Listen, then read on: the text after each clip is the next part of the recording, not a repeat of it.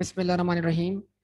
तो ये हम कुछ फाइनल अकाउंट्स के शक्ल के अंदर डेफर्ड टैक्स के जो क्वेश्चन है, जिसके अंदर सिर्फ आपसे एसओसीए बनवाई जाती है, क्योंकि फाइनल अकाउंट्स के अंदर एसओसीए के अंदर टैक्सेशन का एक एरिया आता है, प्रॉफिट बिफोर टैक्स के बाद, और वहीं हम नोट अटैच करते हैं किसका, टैक्सेशन का, जिसमें करंट और डेफर्ड टैक्स दोनों के इम्पैक्ट होते हैं, उसकी रिकंसिडरेशन होती है। ऐसा एग्जामिनर 3 से 4 बार कर चुका है पेपर के अंदर, कि आपको एक ट्रायल बैलेंस दिया, उससे बनवाई एसओसीआई, उससे आपका निकलवाया प्रॉफिट, उसी से वर्कआउट करवाया आपसे ही करंट टैक्स, ताकि ये पूरा प्रोसीजर आप खुद से समझ सके अपनी प्रैक्टिकल लाइफ में। ठीक है ना। तो ये इस तरह का क्वेश्चन आना एक्सपेक्टेड है एग्जाम में, वैसे बाय द वे आप इसको समझ सकते हैं इस बात को। ठीक है जी। तो इसलिए मेरा तो इस पे तवज्जो ज्यादा है। अब यहीं से मैं मतलब कोशिश करूंगा कि रोज हम फाइनल अकाउंट्स और कंसोलिडेशन के कुछ क्वेश्चन क्या करें, प्रैक्टिस करें। The following balances have been extracted from the trial balance at 30th June 2014 of Z Trading Limited, ZTL। ZTL की ट्रायल बैलेंस में से आपने ये बैलेंस क्या किए, एक्सट्रैक्ट किए। सेल्स दी हुई आपको रुपीज इन थाउजेंड में, और यहाँ लिखा हुआ है 80,000, तो ओरिजिनली 80 मिलियन है। बस आपको पता है सब कुछ रुपीज इन थाउजेंड में चल रहा है, तो आपको एडजस्टमेंट के अंदर 3 0 कॉमन ले लेना है बस खाली। अदर इनकम आपको दी हुई है 5,300 की, ओपनिंग इन्वेंट्री 4,000 की, परचेजेस जैसे आपने ओपनिंग इन्वेंट्री और परचेज को देख लिया, सिस्टम इन्वेंट्री का पता लग गया, पीरियोडिक है, क्या है, पीरियोडिक।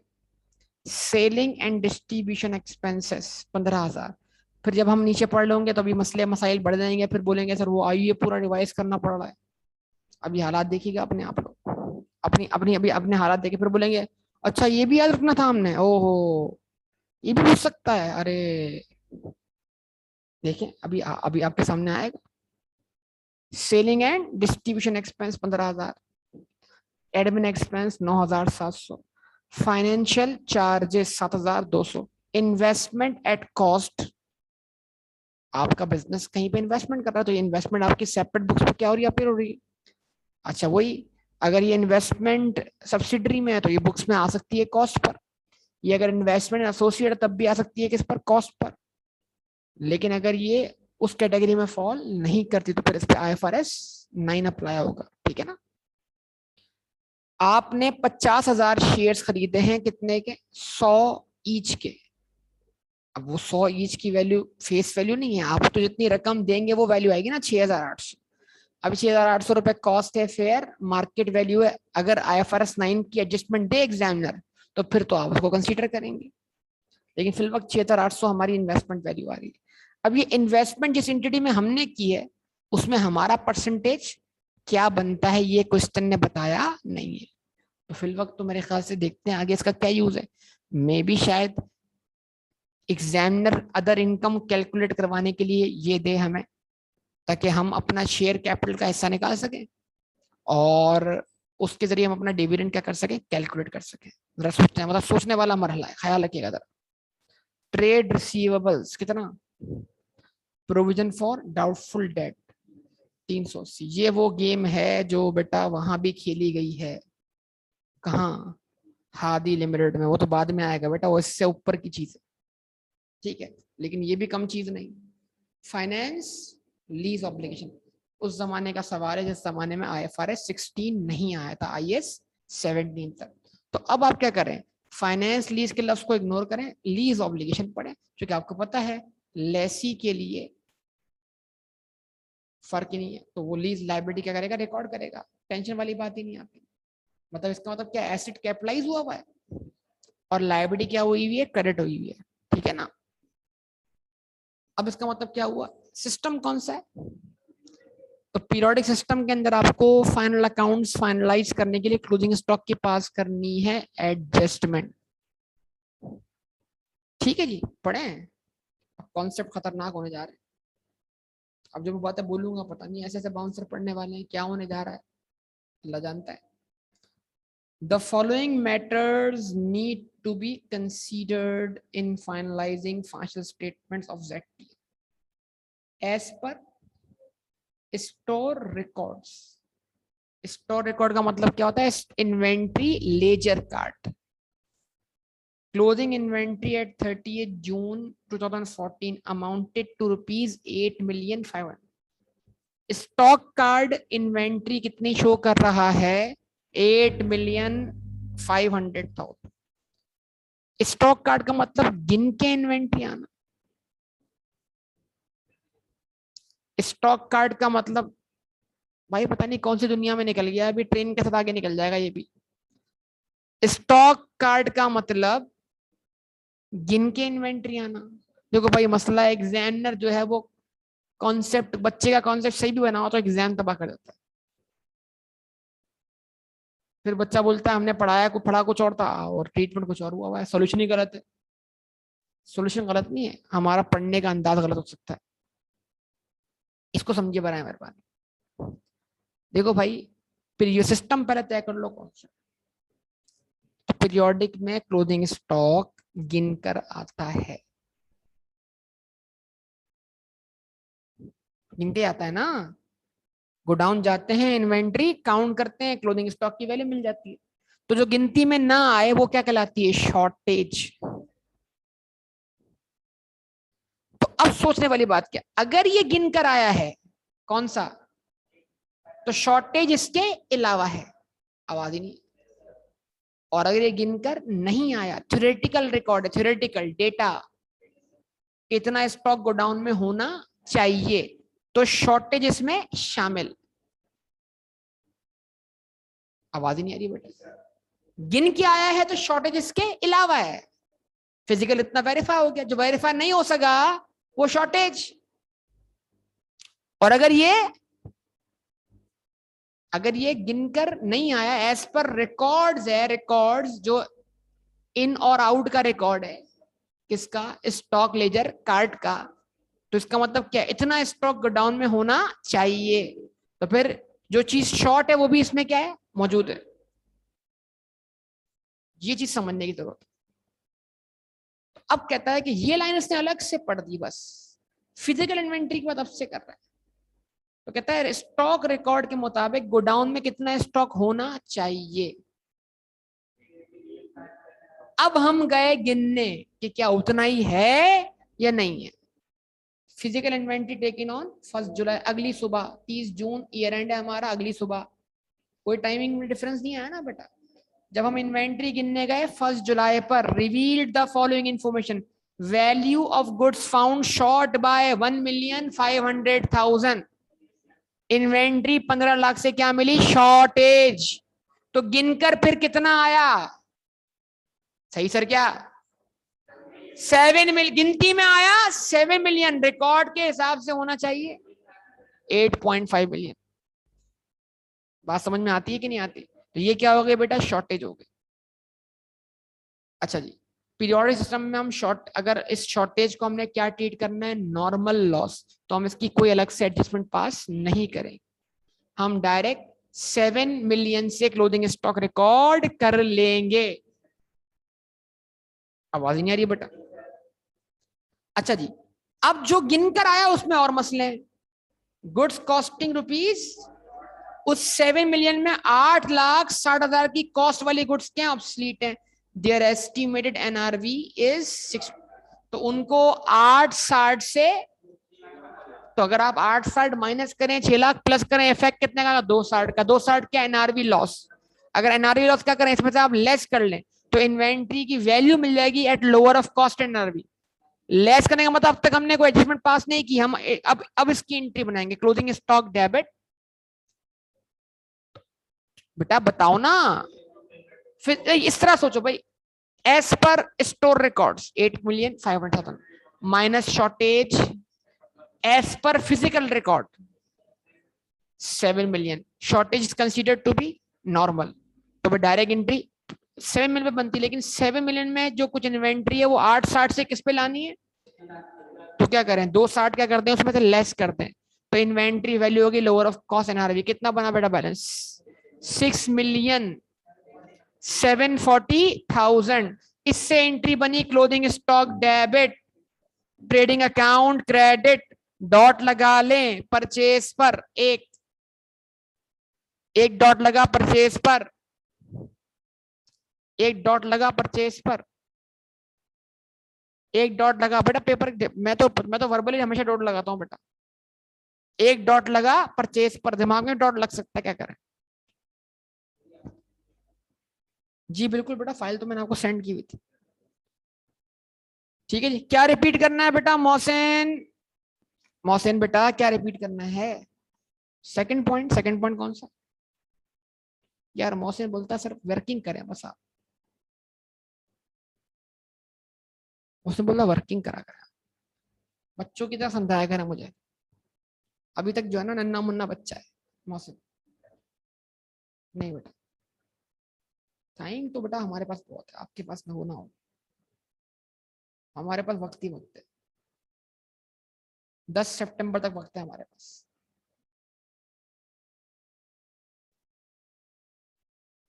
हम बात कर रहे हैं, मेरे पेपर बहुत है।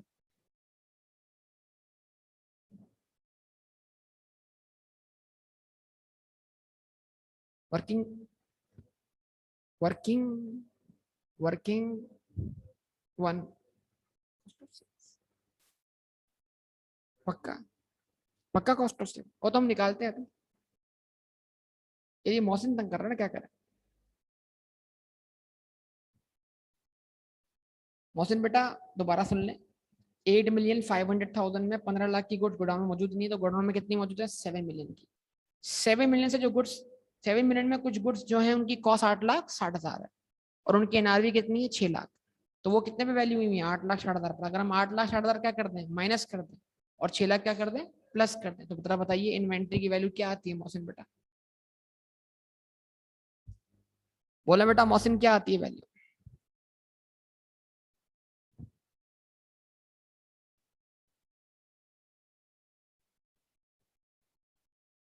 मौसम लापता हो गया भाई। चलिए ओके आगे बढ़ते हैं भाई, मौसम तो नहीं बता रहा बेटा। मौसम फिर मैं आगे इसको सॉल्व करते हुए समझा दूंगा। एज पर, ये भी पता नहीं अजीबो गरीब यार क्या है, समझ से बार बात। एज पर मेमोरेंडम रिकॉर्ड जो होता है वो एक अलग रिकॉर्ड होता है याद दहानी के लिए। जैसे मिसाल के तौर पर आपकी जेब में पैसे पड़े हुए हैं, कुछ पैसे किसी और के पड़े हुए हैं, आपको वापस भी करने हैं, तो आपके आपके पैसों के साथ वो मिक्स ना हो जाए, आपने कोई पर्ची वर्ची लगा ली उसके ऊपर, पर्ची नॉट फॉर यूज। ठीक है जी, दूसरों के हैं, मतलब याद दहानी, ये अलग जेब में रख लिए, दाई जेब बाई जेब। ठीक है ना? तो यानी क्या है? मेमोरेंडम, यानी याद दहाने के लिए। तो memorandum record is not your real record. वो जो आपका स्टोर रिकॉर्ड है वो तो आपका ओरिजिनल रिकॉर्ड है, लेकिन memorandum record is not your real record. वो सिर्फ याद दहाने के लिए आपने कोई पर्ची वर्ची लगा ली कि इतनी गोडाउन में पड़ी हुई इतनी इन्वेंट्री हमारी नहीं बल्कि किसी और की है, यानी वो अप्रूवल पे स्टॉक आया आपके पास या कंसाइनमेंट पे आया है, तो जो दरकार है as per of stock in ZTL store on sale or return basis, sale on approval basis at 30th June 2014 amounted to ₹3 million. क्या मतलब? नहीं बेटा, मैंने आपको कुछ गुड्स दी हैं लेकिन आपने अब तक वो मुझसे परचेज नहीं की, यानी आप बोल रहे हैं जब तक मैं अप्रूव ना कर दूं मेरे लिए परचेज नहीं और आपके लिए सेल नहीं। तो इसका मतलब क्या है? बायर के पास सेलर की भेजी हुई गुड्स बेच पड़ी हुई है, तो वो किसके गोडाउन में? बायर के गोडाउन में, और वो अनसोल्ड है किसके लिए? सेलर के लिए। तो वो किसका क्लोजिंग स्टॉक हुई? सेलर का, बायर का? बायर ने तो अब तक उसको परचेज भी नहीं किया, तो बायर ने उसकी याद दहानी की हुई कि भाई 3 मिलियन का जो स्टॉक मेरे पास पड़ा हुआ है वो मेरा स्टॉक नहीं। सवाल क्या है कि क्या वो आपकी गिनती में शामिल हुआ? नहीं हुआ, इसलिए कि आप स्टोर रिकॉर्ड से फिजिकल इन्वेंट्री वेरीफाई कर रहे हैं। हाँ, अगर आप गिनते खुद, अगर आपको as per physical stock inventory दी होती तो उसमें 3 मिलियन भी क्या होता है? शामिल होता है। आपने कहा स्टोर रिकॉर्ड कितना शो कर रहा है? 8,500,000, यानी हमारी अपनी कितनी इन्वेंट्री गोडाउन में होनी चाहिए? 8 मिलियन। 15 लाख की इन्वेंट्री गोडाउन में नहीं है, तो फिर हमारी कितनी इन्वेंट्री फिजिकल स्टॉक के हिसाब से होनी चाहिए? 7 मिलियन। समझे बात को? तो इसका मतलब क्या है, 3 मिलियन ऊपर वाले इफेक्ट में शामिल नहीं है।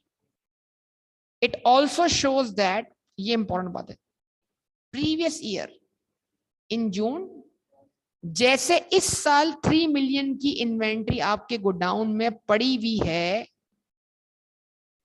वैसे ही बिल्कुल पिछले साल के एंड पर, भाई तवज्जो दरकार है, वैसे ही बिल्कुल पिछले साल के एंड पर ZTL, it also shows that previous year in 2013 ZTL had sold goods held by it on sale or return basis for rupees 2 million. However, purchase of these goods was accounted for in July 2013 on receipt of invoice amounting to rupees 1,600,000. कमाल हो गया भाई, कमाल हो गया, कमाल हो गया, कमाल ही हो गया, यकीन करो कमाल ही हो गया ना भाई, खतरनाक मामला हो गया बेटा। अकाउंटिंग आईए के कॉन्सेप्ट भर भर के आपके सामने आते, भर भर के। बोला बोला नहीं पढ़ना हमने, सर एग्जाम करवा लो, आइए भाई एग्जाम करवाओ आइए। तुमने पास करके कौन सा कमाल कर दिया, तुम भी तो एग्जाम हुए, पास हो, तुम्हारा बीलॉ भी एग्जाम हुआ है, ठीक है जी, अभी तुम्हारा टैक्स भी एग्जाम होने वाला है, FR2 तो आइए के ऊपर डिपेंड करते हैं, FR2 भी इंशाल्लाह पास हो जाएगा बेटा। अच्छा भाई क्या बोल रहा हूं मैं आपसे, पहले तय कर लें सेल एंड अप्रूवल की एंट्री हम किसके लिए बना रहे हैं, बायर के लिए या सेलर के लिए। माशाल्लाह हमारे पास इन्वेंट्री पड़ी है, वो बोल रहा है सेलर के। गुड्स आप किसकी अकाउंटिंग कर रहे हो यार, इसका कंसिडरेशन पढ़ के जो ना टेबल टेनिस वाला हाल हो गया, इधर से उधर उधर से इधर। बेटा तवज्जो दरकार है आप सब, आप सब। आप बेटा ये क्या हो रहा है, इस तरह करोगे तो बेटा कोई मजाक मजाक नहीं होगा इस वक्त। जी ट्रेडिंग लिमिटेड का ये बिजनेस है, तो इसी की अकाउंटिंग होगी ना इस वक्त। तो as per memorandum record of third party stock, आपके पास पड़ा हुआ है किसी और का स्टॉक, क्यों पड़ा हुआ है, क्यों आपने परचेज किया लेकिन अप्रूव नहीं किया, तो वो अनसोल्ड है, सेलर के लिए बायर के लिए भी परचेज नहीं है, ओन नहीं। उसका मतलब क्या है, आसान लफ्जों में 3 मिलियन आपकी क्लोजिंग स्टॉक में शामिल होने नहीं चाहिए, क्योंकि आपकी खरीदी हुई गुड्स नहीं है लेकिन पड़ी हुई आपके गोडाउन में। तो अगर फिजिकल काउंट हुआ होता तो ये शामिल होती, क्या करते अलग करते, लेकिन हमने तो फिजिकल काउंट निकाला कहां से, रिकॉर्ड से, तो लिहाजा उसमें शामिल नहीं। अगर क्लोजिंग स्टॉक गिन के दिया होता ना तो इसमें शामिल होता, लेस कर लेते, लेकिन ऊपर क्या लिखा हुआ है, क्लोजिंग स्टॉक उसने गिनकर नहीं दिया, तो आपने उसमें से क्लोजिंग स्टॉक की वैल्यू फाइंड की, तो लिहाजा इसका तो कोई इफेक्ट नहीं है। अब आते हैं इस तरह, बिल्कुल इस तरह पिछले साल के एंड पे कुछ गुड्स आपके गोडाउन में पड़ी हुई थी, उनकी सेल्स वैल्यू क्या थी, 2 मिलियन, ठीक है जी। मसला यह है कि वो गुड्स आपने पिछले साल ही बेच दी, उनकी कोई वर्बल अप्रूवल नहीं की। वो अप्रूवल कब किया आपने, इस साल के स्टार्ट पर। ये साल एंड कहां हो रहा है, 30 जून 2014 पर, शुरू कहां से हो रहा है, 1 जुलाई 2013 पर। तो अगर आपने उनकी अप्रूवल दी है 1 जुलाई 2013 पर, was accounted for in July 2013 on receipt of invoice, तो आपने उसकी सेल रिकॉर्ड कर दी पिछले साल। आवाज ही नहीं आ रही बेटा, लेकिन गुड्स एक्सेप्ट कब की, इस साल के स्टार्ट पर। उनकी इनवॉइस कब मिली आपको, इस साल के स्टार्ट पर। तो परचेज कब रिकॉर्ड हुई, तो इस साल की परचेज में शामिल है। हालांकि उसको तो पिछले साल की परचेज का पार्ट बनना चाहिए, ताकि ये पिछले साल की कॉस्ट ऑफ गुड्स सोल्ड में क्या होता है, शामिल है। Prior period material error, prior period material error, दाग जाओ यार। ये परचेज जो इस साल इनवॉइस मिली है, तो इस साल की परचेज में शामिल हो गई ना। अगर ये पिछले साल की परचेज में शामिल होती तो पिछले साल की cost of goods sold 16 lakh से क्या होती, ज्यादा होती। आवाज ही नहीं आ रही बेटा। तो अगर हम इसको इस साल की परचेज से कम कर दें तो इस साल की परचेज कम हो जाएगी, परचेज अकाउंट क्या हुआ, क्रेडिट, और इसको हम चार्ज करें पिछले साल की परचेज पर, तो इस पिछला साल अगर हमारे पास पिछले साल की एसओसीआई नहीं है, क्या है, पिछले साल का वो बैलेंस जहां पर पिछले साल का प्रॉफिट मौजूद है, तो अगर हम पिछले साल की परचेज बढ़ाते हैं तो पिछले साल की रिटर्निंग में क्या आती है, कमी आती है। तो एंट्री क्या बनी इसकी, एसओएफपी के लिहाज से माशा कंसोलिडेशन छाई हुई है, देखो ग्रुप रिटर्निंग डेबिट, देखो कंसोलिडेशन छाई हुई, परचेजेस क्रेडिट एसओसीआई से, रिटेन अर्निंग डेबिट, इसका टैक्स इफेक्ट हम बाद में लेते हैं, इसका टैक्स इफेक्ट हम बाद में लेते हैं। और आपको एक चीज समझा रहे हैं कि प्रायर पीरियड मटेरियल एरर ठीक करते वक्त आप एरर तो ठीक कर ले रेट्रोस्पेक्टिवली, लेकिन आप चाहें तो उसका टैक्स इम्पैक्ट अगर वो करंट है तो उसको आप करंट टैक्स को आप प्रोस्पेक्टिवली ले सकते हैं, ठीक है ना। ये एक तरीका वही है नेट ऑफ करने वाला, तो जो आपको आसान लगे। अच्छा, अब उसके बाद क्या आ रहा है, तो इसका मतलब क्या हुआ, 3 मिलियन का इफेक्ट नो क्यों है, क्योंकि जो इन्वेंट्री जिस तरीके से हमारे पास आ रही है उसमें 3 मिलियन शामिल नहीं हो रहा, गिन के आए होते तो शामिल होता, अलग कर लेते। बाकी ये प्रायर पीरियड मटेरियल एरर, ये इस साल की परचेज में शामिल हो गया, इनवॉइस इस साल मिलने की, goods received but invoice not received, या है कि अपने बचपन की कहानियां दोहरा दी, किससे बनेगी एंट्री, कमाल हो गया, 16 लाख से बनेगी एंट्री। पिछले साल पूरे 2 मिलियन क्या हो गए, सेल का पार्ट बन गया, उनकी कॉस्ट ऑफ गुड्स उससे मैच ही नहीं हुई।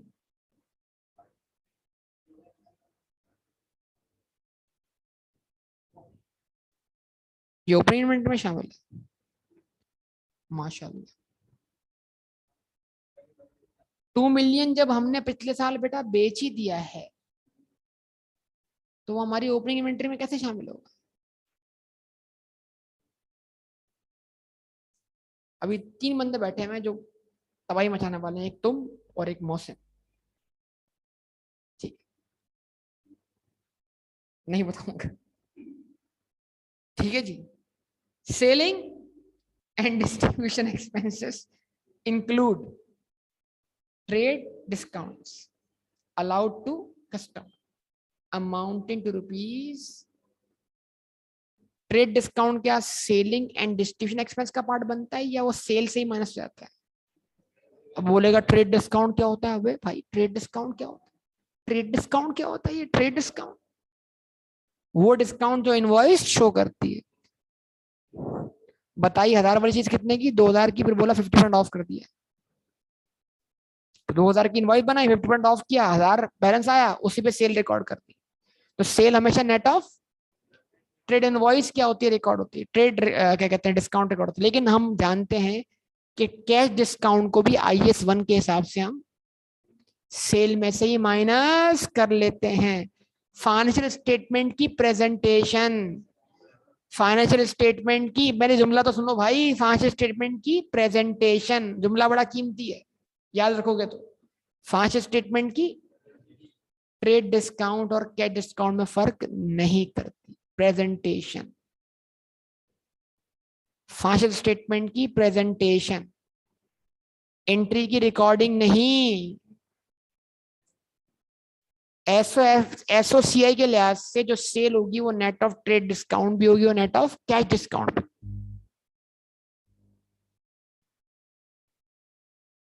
अब पता नहीं क्या गुजर रही है, डॉट लगा किस पर, 2 डॉट लगे, एक डॉट लगा परचेज पर, एक डॉट लगा दोबारा परचेज पर, फिर एक डॉट लगा सेलिंग एंड डिस्ट्रीब्यूशन एक्सपेंस पर। अब ये भी अगला भी कमाल है भाई। अच्छा एक काम करते हैं यार, सारी कमाल है, हम बेकार है, हम एक काम करते हैं बेटा, हम एडजस्टमेंट्स पास करते हुए चलते हैं, सब छोड़ो यार, तुम्हें डबल एंट्री समझ में आएगी, तुम बचपन से वही पढ़ते हुए आए हो। नहीं बेटा डबल एंट्री बनाओ, वो घर जाके तो मैं होमवर्क दे दूंगा, तुम बना clothing stock debit, trading account credit, बेटा रुपीज इन 1000 में एंट्री बनाई है सारी। अब तक जो एडजस्टमेंट मैंने पढ़ी मैं उसकी क्या कर रहा हूँ, एंट्री पास कर रहा हूँ। तो as per memorandum, as per stock record हमारे पास 8500 की इन्वेंट्री थी, 1500 की आ गई, उसमें बेटा क्या शॉर्टेज वो अलग कर दिया आपने, उसमें उसके बाद जो 860 की इन्वेंट्री है वो माइनस कर दी और उसकी एनआरवी प्लस कर दी, क्लोजिंग स्टॉक की वैल्यू आ गई। जल्दी बोलिए, क्लोजिंग स्टॉक की वैल्यू आ गई 6740। एंट्री बनी क्लोजिंग स्टॉक डेबिट 6740 से, ट्रेडिंग अकाउंट क्रेडिट 6740। उसके बाद prior period material error, retained earning debit, purchases credit. इस साल की परचेजेस खत्म करके उसको हम पिछले साल की परचेज मान रहे हैं। अगर हमको इस साल का एक्सपेंस रिवर्स करके हम पिछले साल का एक्सपेंस मानेंगे तो पिछले साल की कॉस्ट ऑफ गुड्स सोल्ड बढ़ जाएगी, प्रॉफिट कम हो जाएगा। पिछले साल की ट्रेडिंग में क्या आएगी, कमी आएगी 1600।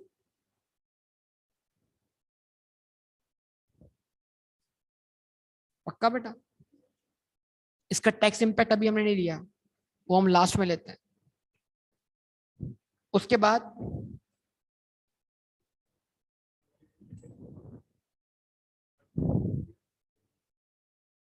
$2 मिलियन की तो सेल पिछले साल रिकॉर्ड हो गई ना बेटा। It also shows that previous year June 30, 2013 ZTL had sold goods held by it on, ZTL ने कुछ चीजें बेची हैं जो उसके पास पड़ी थी अप्रूवल बेसिस पर। वो बेच दी कितने की, तुम्हारी लैंग्वेज समझा, 2 मिलियन सू का पूरा पूरा का पूरा प्रॉफिट का पार्ट बन गया, कॉस्ट को सोल्ड से मैच हुए बगैर, जीरो कॉस्ट। अगर इसकी परचेज 2013 में रिकॉर्ड हो जाती तो 1600 कॉस्ट ऑफ गुड्स सोल्ड का पार्ट बनता, तो हमारी रिटेन अर्निंग में कितना प्रॉफिट होता, 4 लाख का। अभी कितना है, 20 लाख का। तो बताओ 20 लाख के प्रॉफिट में से 16 लाख का प्रॉफिट रिवर्स करना है, प्रॉफिट कहां पड़ा हुआ है इस वक्त? फिर यार नहीं। और जो इस साल की परचेज में पिछले साल की परचेज रिकॉर्ड हो गई है वो इस साल की परचेज नहीं है, रिवर्स कर। तो ये सेकंड पॉइंट क्या था, प्रायर पीरियड मटेरियल। उसके बाद selling and distribution expense include trade discount allowed to customers. ठीक है भाई, तो क्या करें भाई, सेल्स डेबिट करते हैं, सेलिंग एंड डिस्ट्रीब्यूशन एक्सपेंस का करते हैं, क्रेडिट करते हैं, यानी एक्सपेंस कम करते हैं उसको नेट ऑफ करवाते हैं किससे, सेल्स से। एक डॉट सेलिंग एंड डिस्ट्रीब्यूशन पर बेटा, एक डॉट किस पर, सेल्स पर। कितने से, 4000 से। पता नहीं तुम लोग कब बड़े हो गए, डायरेक्ट क्वेश्चन कब सॉल्व करोगे, हसरत रह गई, यकीन करो। ये लीज की एंट्री नहीं आती ना, यकीन करो मैं एंट्री बनाता ही इसकी वजह से बना रहा हूं, वरना यहां पर आके हम ऐसे हैंग होते, हैंग होने वाले हैं अभी हम, देखो हैंग, कंप्यूटर हैंग नहीं होता, hang. Annual finance lease installment of rupees due on, जो लीज इंस्टॉलमेंट होती है 5 मिलियन की, इसमें प्रिंसिपल भी होता है, इंटरेस्ट भी होता है, पक्का कंफर्म। अच्छा, कब पे कर दी, पे कर दिया, लो भाई। अभी इसको ये नहीं पता लगा वॉज पेड, यार पता नहीं, पे कर दिया तो रिकॉर्ड भी कर दिया। बेटा एक लाइन पढ़ के सोल्यूशन की तरफ जाने वाली अप्रोच अगर तुम्हारी है ना, तुम जिंदगी में कुछ नहीं करने वाले। क्वेश्चन ढंग से पढ़ना सीखो, अपने आप को ग्रूम करो। क्वेश्चन नहीं पढ़ रहे हो सही से, जितनी भी ऊपर परेशानी हुई है क्वेश्चन ना पढ़ने के बिना पढ़ो, अल्फाज नहीं पढ़ रहे हो, ठहर के पढ़ो, तोड़ तोड़ के पढ़ो, जुमले बना बना के पढ़ो। एनुअल फाइनेंस इंस्टॉलमेंट कितनी है, ड्यू कब है, पे हो गई, पे नहीं हुई, अगर पे नहीं हुई तो इसका इंटरेस्ट अक्रूड करना होता, और पे हो चुकी है तो जो पे किया वो रिकॉर्ड किया, बचपन से पढ़ाता हुआ आ रहा हूं इन दिनों के लिए कि यहां पिक कर लें और इतना वक्त बर्बाद ना हो, लेकिन नहीं, वक्त हम पहले बर्बाद कर चुके हैं बहुत सारा। एंड डेबिटेड टू फाइनेंस अल्फाज इग्नोर, डेबिटेड टू जो पे किया वो रिकॉर्ड किया, कैश या बैंक क्या हुआ यार, जागने दो, कॉम को जागने दो, कैश या बैंक क्या हुआ, क्रेडिट हुआ। और क्या डेबिट हो गया बेटा, लीज ऑब्लिगेशन पूरा 5 मिलियन से डेबिट हो गया, हालांकि इसमें से इंटरेस्ट बायफरकेट होना चाहिए था।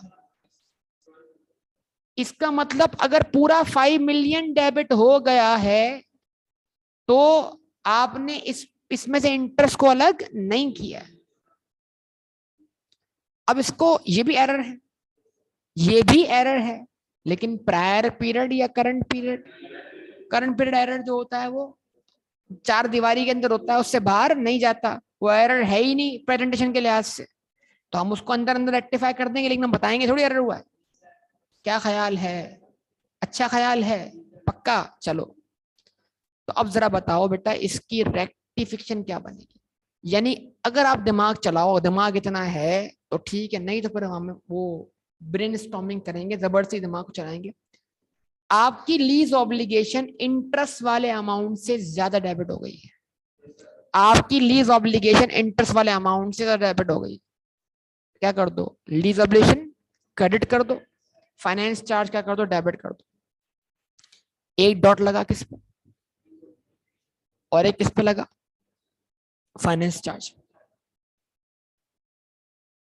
तो वो हम कैसे वर्कआउट करेंगे, और जो इंटरेस्ट कैलकुलेट होगा वो पेमेंट प्रिंसिपल में से पेमेंट माइनस करने से पहले वाले बैलेंस पे लगेगा। तो इसका मतलब क्या होता है, सब बताइए। ये जो आपको फाइनेंस लीज का बैलेंस दिया है, ये 5 मिलियन की पेमेंट करने के बाद दिया हुआ होगा या उससे पहले दिया होगा, क्योंकि जो पे किया वो रिकॉर्ड किया। अगर आप इसमें 5 मिलियन क्या कर लें, प्लस कर लें, क्या बनेगा आंसर, इसका निकाल लें आप रेट ऑफ इंटरेस्ट, इसका निकाल लें आप 12.6%। तो आप करें एंट्री बनाए, आप मैं डायरेक्ट इसकी बना रहा हूँ एंट्री, अब जिसको समझना है फिर वो जरा इंतजार करे। फाइनेंस चार्ज डेबिट कि इंटरेस्ट एक्सपेंस नहीं रिकॉर्ड हुआ, अब इंटरेस्ट पेएबल नहीं, ये पे हो चुका है, लेकिन ये जो पे हुआ है ये ज्यादा डेबिट हो गया है किसमें से, लीज ऑब्लिगेशन में से। तो क्या कर दूं, लीज ऑब्लिगेशन क्रेडिट कर दूं।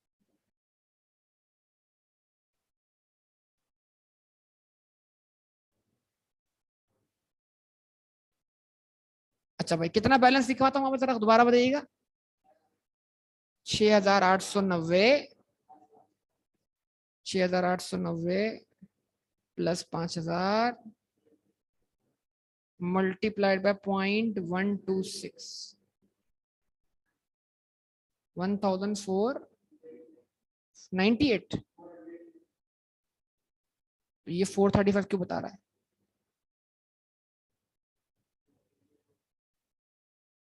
14 को इग्नोर कर दें।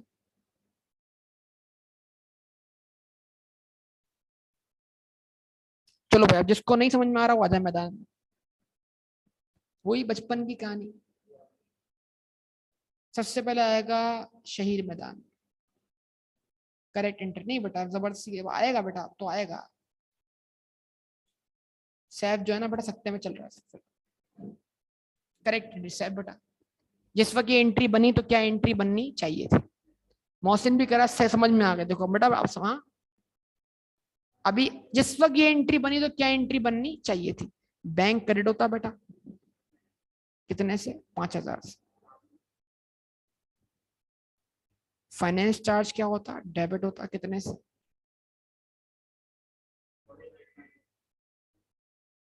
1,498। और लीज ऑब्लिगेशन डेबिट होती 3,502। ठीक है बेटा। एरर एरर एरर एरर नन्हे मुन्ने बच्चों के लिए एरर, एरर क्या हुआ, लीज ऑब्लिगेशन पूरी डेबिट हो गई। आईए के अंदर तो बेटा ये एडजस्टमेंट भी दे चुका है, लोन के ऊपर दे चुका है सेम एडजस्टमेंट पेपर के अंदर, आईए के पेपर के अंदर।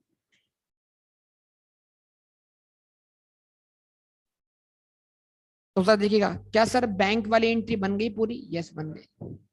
फाइनेंस चार्ज वाली एंट्री बनी? नहीं। लीज सॉल्यूशन वाली एंट्री सर ज्यादा से बन गई। डेबिट होनी चाहिए थी कितने से? 3,502 से। हुई कितने से? 5,000 से। कितने से ज्यादा डेबिट हो गया? 1,498 से। तो 1,498 से लीज सॉल्यूशन क्या कर दिया? क्रेडिट कर दिया। और जो एंट्री रिकॉर्ड नहीं हुई फाइनेंस चार्ज क्या कर दिया? डेबिट। नहीं बेटा, तसल्ली है अब? चलो टेंशन खत्म। तो ब्रेनस्टॉर्मिंग कर लेनी चाहिए।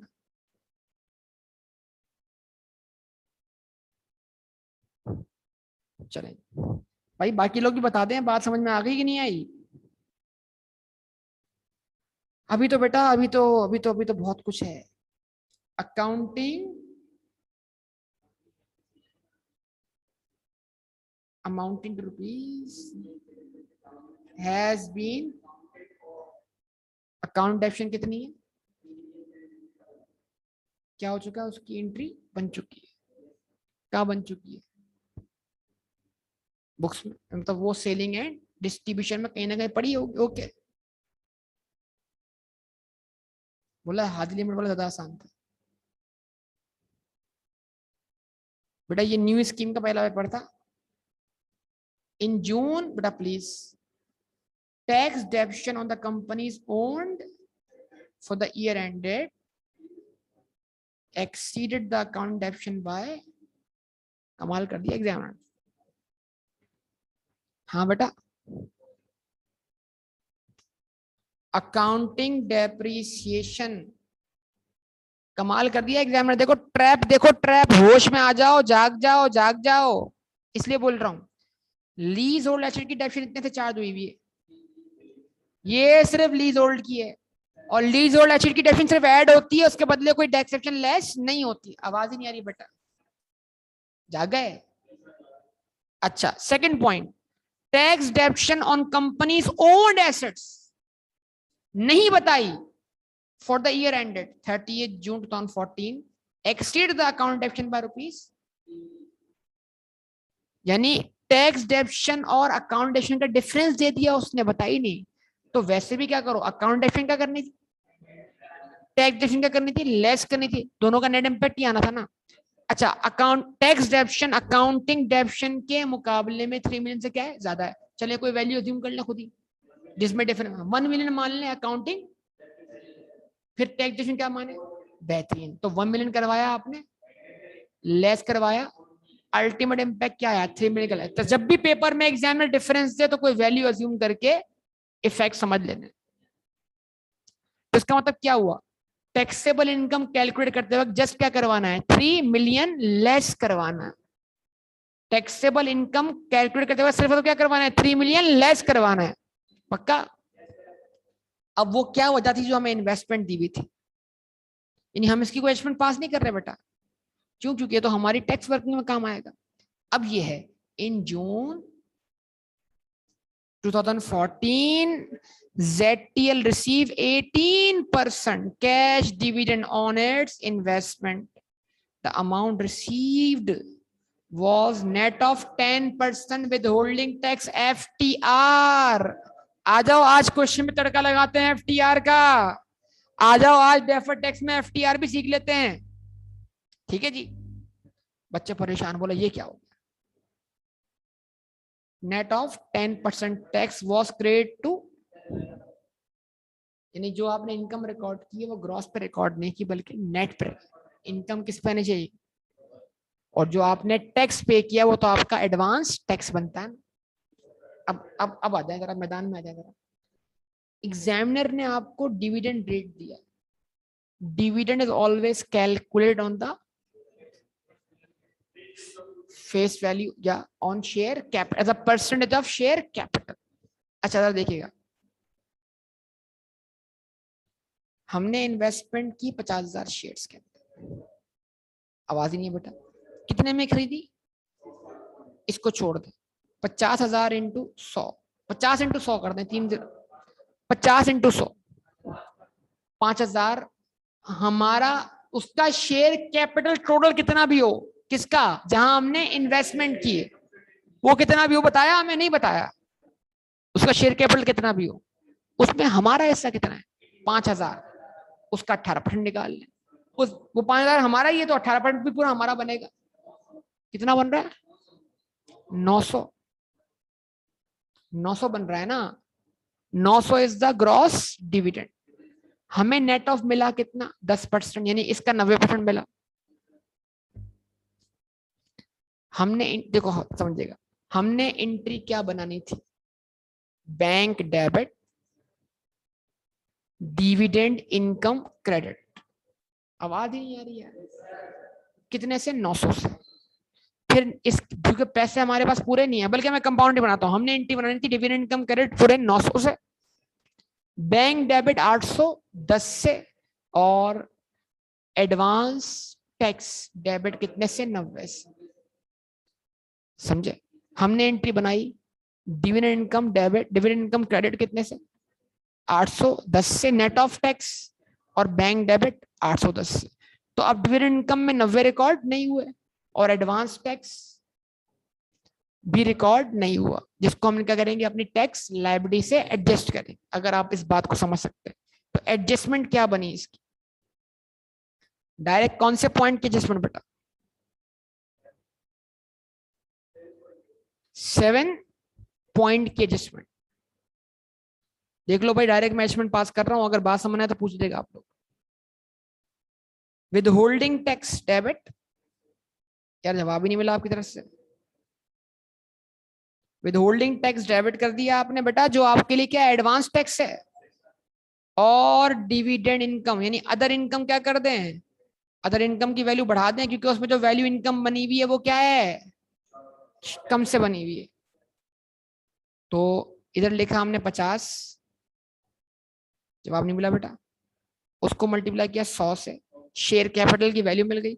उस पर लगाई डिविडेंड परसेंटेज, तो हमें डिविडेंड इनकम मिल गई। उस पर लगाया 10%, तो हमें टैक्स की वैल्यू मिल गई, जो हमने रिकॉर्ड नहीं की। कितनी? 90। अदर इनकम बढ़ गई 90 से। पक्का?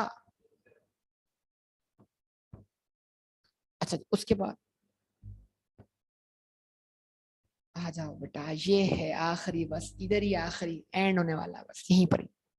ये अगर हो गया ना तो वारंटी कॉस्ट भी हो जाएगा, कमाल हो जाएगा, यकीन करो। बहुत खतरनाक मामला था, क्या करें।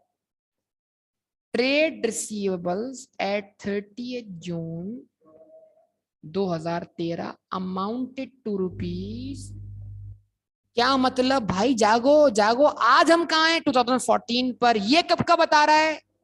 तो ये पिछले साल के डेटर का क्लोजिंग बैलेंस, इस साल का ओपनिंग बैलेंस। आवाज ही नहीं आ रही बेटा। तो पिछले साल मैंने अलाउंस फॉर डाउटफुल डेट या प्रोविजन फॉर डाउटफुल डेट इसी पे कैलकुलेट किया होगा। ZTL maintains a provision for at 5% of trade receivable. 400 430 पक्का? 430। ट्रायल बैलेंस में आमतौर पे अलाउंस फॉर डाउटफुल डेट का कौन सा बैलेंस दिया होता है बेटा? बेहोशी। ट्रायल बैलेंस में भाई सब लोग बताएं, ऑनलाइन वालों सब बताओ। ट्रायल बैलेंस में आमतौर पर अलाउंस फॉर डाउटफुल डेट का कितना बैलेंस दिया होता है? ओपनिंग दिया होता है ना बैलेंस। आपके पास ओपनिंग कितना आ रहा है? 430। तवज्जो दरकार है, ये यही सबसे बड़ा। ट्रायल बैलेंस कितना शो कर रहा है? ही वरी छा है, ही आहे छा। 430। अगर ये ओपनिंग है तो ये 430 होना चाहिए। है कितना? 380।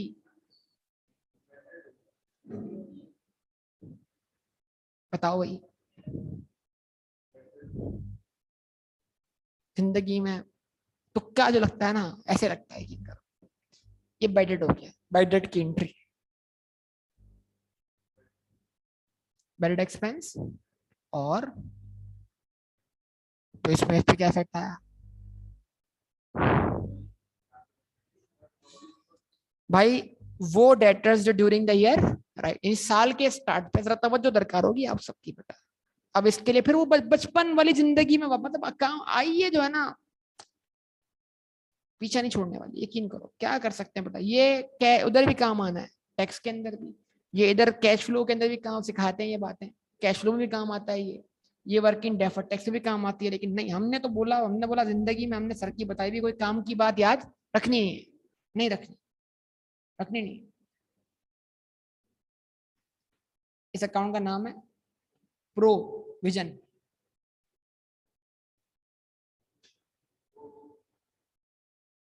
बेटा वन अकाउंट से समझाऊंगा, वन अकाउंट ही है, क्यों पढ़ाया था, आज के दिन के लिए पढ़ाया था। अगर तुम भूल के बैठे हो उसमें मेरा कोई फॉल्ट नहीं है, जाओ बेड डेट के पूरे 5 लेक्चर पढ़े, जाओ रिवाइज कर लो। भाई आपके हिसाब से बीडी क्या होना चाहिए, वो आपको कैसे पता लग रहा है? आपने बोला डेटर का बैलेंस था क्या था, क्या था 8,600, ठीक है भाई, 8,600 का निकाला आपने 5%। आपने कहा यहां बैलेंस बीडी क्या होना चाहिए था, 430। तो 430 जब साल शुरू हुआ होगा तो 430 ही बैलेंस होगा। अगर ड्यूरिंग द ईयर हमने कोई बैड डेट राइट ऑफ की है, जिसके मतलब छुपा दिया एग्जामिनर ने, खामोश एग्जामिनर बोला, खुद ही सोचो भाई, खुद ही सोचो 430 में से 50 कहां गए, तो इसका मतलब क्या है, provision during the year debit हुआ, वजह कोई डेटर क्या हुआ होगा, राइट ऑफ हुआ होगा। तो एंट्री अज्यूम की हमने, प्रोविजन डेबिट, डेटर कर कितने से 50। इस तरह हमारे पास ये बैलेंस सीडी आ गया साल के एंड पर, कितना 380। इस साल का प्रोविजन बनाए बगैर, और ये इसको बोलेंगे हम ओपनिंग एडजस्टेड बैलेंस, क्या बोलेंगे।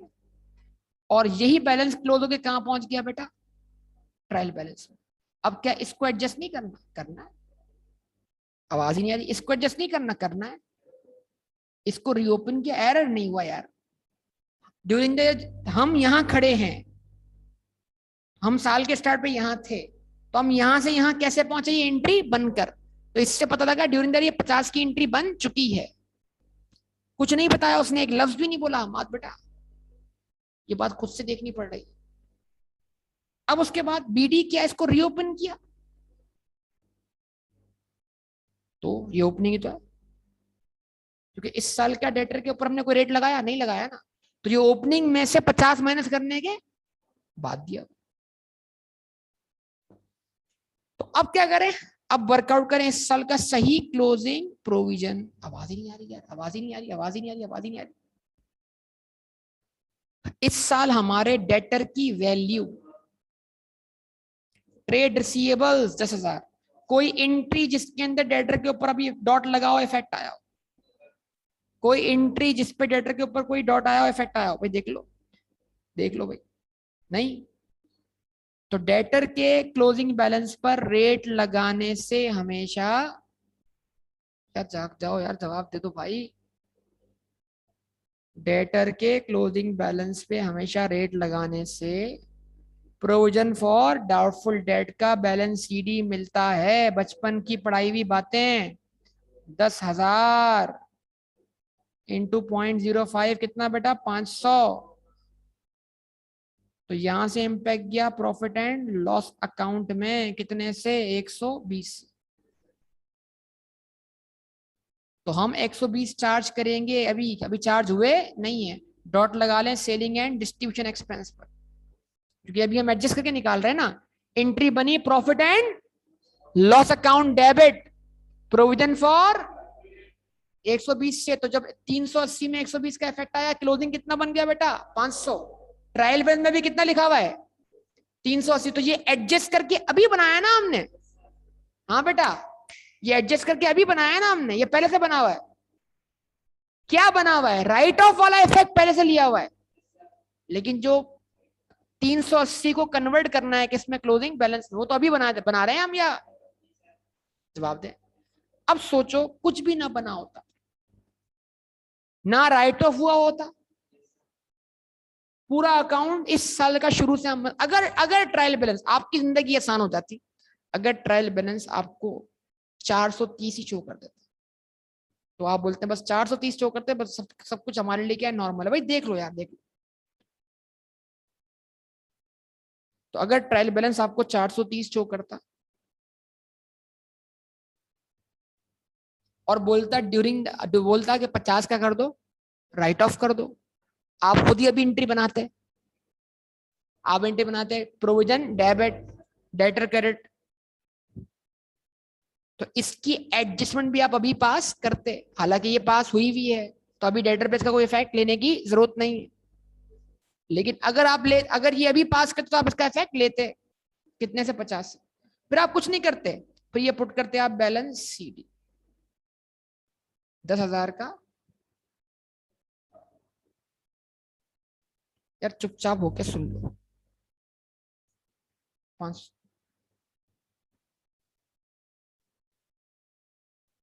तो बताओ जरा प्रॉफिट लॉस में क्या इम्पैक्ट जाता है। इस साल हमने प्रॉफिट लॉस में कितना इम्पैक्ट चार्ज किया, 120 चार्ज किया। तो 120 हम जो चार्ज कर रहे होंगे एसएसए बनाते वक्त, ये भी हमने एडजस्टमेंट बनानी है 120 की। 120 की क्या बनानी है बेटा, एडजस्टमेंट बनानी है। समझ रहे हैं बात या नहीं। तो उसको अपने सेलिंग एंड डिस्ट्रीब्यूशन एक्सपेंस क्या बनाना है, पार्ट बनाना है, डॉट लगा ले। तो एक एंट्री बना लेते हैं हम, जबरदस्त। तो सेलिंग एंट्री बनी, selling and distribution expense debit.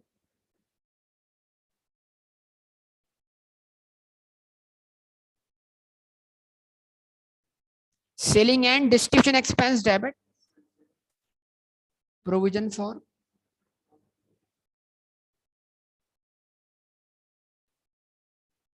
कितने से बेटा, 120। तो ये एक्सपेंस जब चार्ज हुआ तो ये तो हम करवा देंगे एड बैक, बोले बेटा।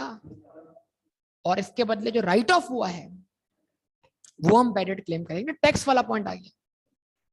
मैंने आपको टैक्स में भी कहा था वन अकाउंट बनाए, जितना इम्पैक्ट जा रहा है प्रॉफिट एंड वो पूरा ऐड कर दे। और जो इस साल राइट ऑफ हुआ है, इस क्वेश्चन के अंदर सबसे की पॉइंट ये था कि आपको अगर ओपनिंग प्रोविजन ट्रायल बैलेंस में जो दिया गया है वो बैड डेट राइट ऑफ करने के बाद दिया गया है, तो आपको कैसे मालूम पड़ेगा कि बैड डेट राइट ऑफ हुई है। तो आपको उसने दिया डेटर का ओपनिंग बैलेंस, उस पर लगाया आपने 5%। उसके हिसाब से आपने सोचा कि बैलेंस तो हमारा साल के स्टार्ट पे 430 होना चाहिए और अभी 380 कैसे है, तो फिर प्रोविजन डेबिट हुआ है। तो अगर प्रोविजन डेबिट हुआ है तो डेटर अकाउंट यकीनन क्या हुआ है, क्रेडिट हुआ है। आप मेरी बात समझ पा रहे हैं बेटा।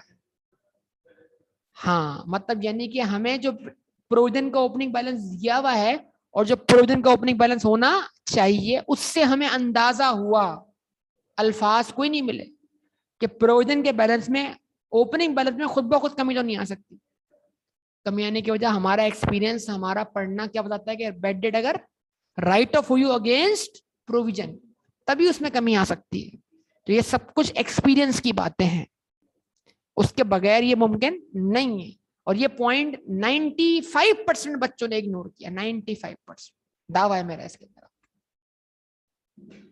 ठीक है जी। तो ये सारे एडजस्टमेंट के इम्पैक्ट चलेगा। कहता है एप्लीकेबल टैक्स रेट कितना है बिजनेस का, 34%। नॉर्मल इनकम पर एफटीआई वाला कितना है, 10%। ठीक है भाई। अब ये इतनी देर में तुम नहीं पढ़ा इस क्वेश्चन को। Prepare ZTL statement of comprehensive income for the year ended. Prepare note to the account statement of comprehensive income for the year ended. यानी एक तो बनानी है एसोसिएट 10 नंबर, और जिसने बना लिया टैक्सेशन का नोट उसको मिलेंगे 14 नंबर। इतने नंबर क्यों, उसमें करंट टैक्स भी आ रहा है, उसमें डेफर्ड टैक्स भी आ रहा है। 24 नंबर का सवाल ऐसे रख दिया है आई कैप, बोला ले जाओ मार्क्स, ले सकते हो। तो ऐसे क्वेश्चन अब नहीं आने 24 नंबर के, मैं बता दूंगा। या तो सीधा 14 नंबर का नोट पूछ लेगा, बोलेगा छोड़ो ऐसे ही वर्किंग बना लो, हमें नहीं चाहिए। समझ रहे हो बात या नहीं। जाहिर सी बात है पूरी वर्किंग ऐसे ही क्वेश्चन वही का वही, मार्क्स कम हो गए।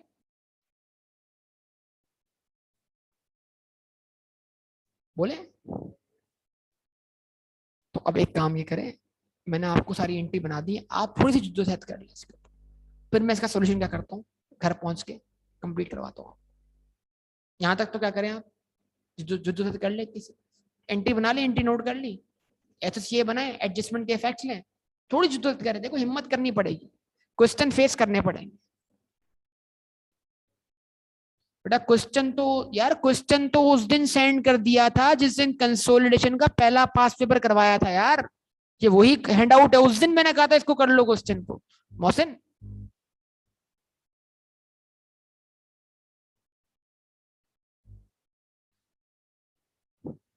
यकीन करो ये क्वेश्चन कर लिया, रिदम बन जाएगा। राम सिंह ने भी एंट्री मारी है, बोला देखो चल क्या रहा है। हाँ, बंद करवाने आए, बोले कर दूं सॉल्व, बोले तो मैं करता हूँ भाई विदाउट टेकिंग एनी टाइम। देख लो यार फिर, है हिम्मत है। हैंडआउट कौन सा नहीं मिला आपको? ये तो मैंने उसी दिन शेयर किया था जिस दिन मैंने कंसोलिडेशन का ये वाला क्वेश्चन करवाया था, आप भी मौजूद थे उसके अंदर। ये वाला क्वेश्चन जब करवाया था आपके सामने कंसोलिडेशन का, ए एल और डी एल, एल्फा और डेल्टा, ये सवाल करवाया था ना मैंने।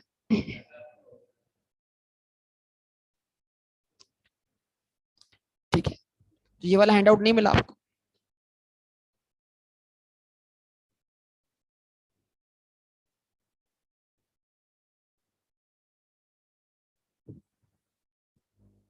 चलो मैं सेंड करता हूँ, तो मैं क्लोज करता हूँ इसको बेटा। आप लोग क्या करें, इसको सॉल्व कर, फिर कंटिन्यू करेंगे इसको।